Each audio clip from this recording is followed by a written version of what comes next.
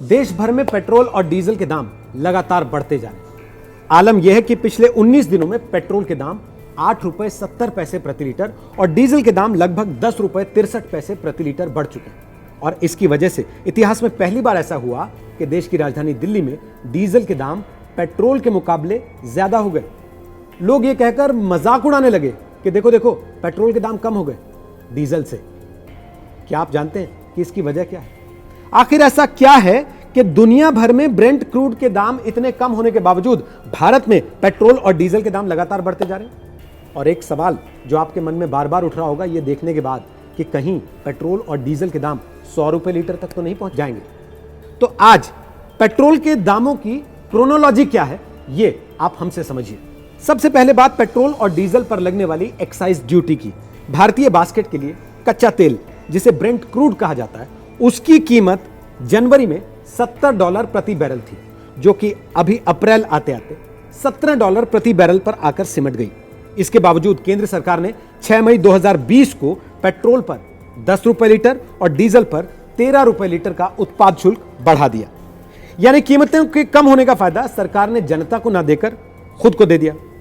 इस बढ़ोतरी के पीछे जानकारों ने क्या कहा? जानकारों ने कहा कि इसके पीछे लॉकडाउन एक बड़ी वजह रही, क्योंकि लॉकडाउन के दौरान जीएसटी और डायरेक्ट टैक्स कलेक्शन में बहुत जबरदस्त गिरावट आई।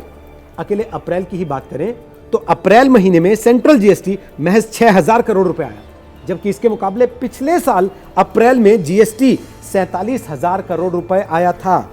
यही वजह थी कि सरकार पेट्रोल और डीजल पर टैक्स बढ़ाकर इसकी भरपाई करना चाहती थी।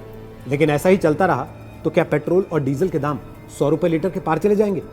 क्या 100 रुपए को छू जाएगा पेट्रोल और डीजल?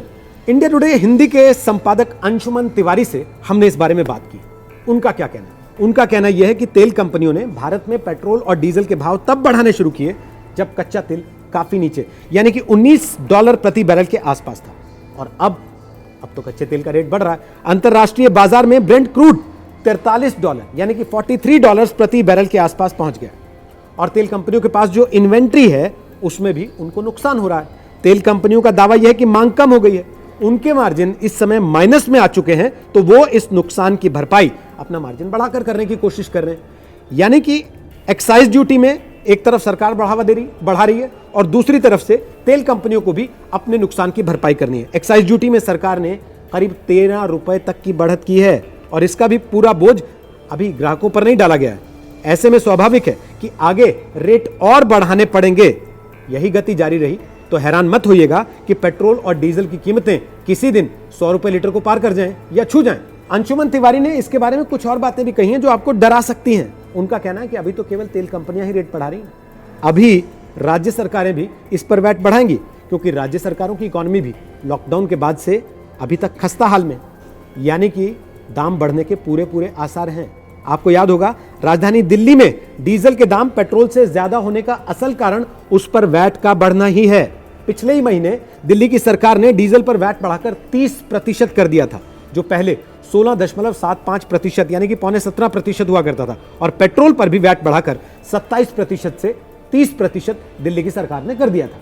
तो पेट्रोल डीजल की कीमतों में बढ़त की क्रोनोलॉजी को आप इस तरीके से समझ सकते हैं कि पहले केंद्र सरकार ने इस पर लगातार टैक्स बढ़ाया, फिर तेल कंपनियां दाम बढ़ाकर अपना वही खाता ठीक करने के लिए उतरी, और उसके बाद बारी आएगी राज्य सरकारों की, जो टैक्स बढ़ाकर अपना राजस्व खाता ठीक करने की कोशिश करेंगी, यानी कि अपना राजस्व बढ़ाने की कोशिश करेंगी। मतलब यह कि तेल को सरकारों ने टैक्स के मामले में दूध देने वाली गाय समझ लिया है, और इसका का पूरा बोझ किस पर आएगा? आप पर और हम पर, यानी कि देश की जनता पर। और दाम अगर इसी तरीके से बढ़ते रहे तो कोई बड़ी बात नहीं है कि पेट्रोल और डीजल 100 रुपए के पार हो जाए। और इस पर रोक तभी लगेगी जब सरकार कोई बड़ा विशेष सख्त कदम उठाए, जिसके आसार अभी तक तो नहीं दिख रहे। जानकार इस मामले में कहते हैं सरकार ने पहले से ही तय कर लिया है कि डीजल और पेट्रोल की कीमतें बराबरी पर लानी है।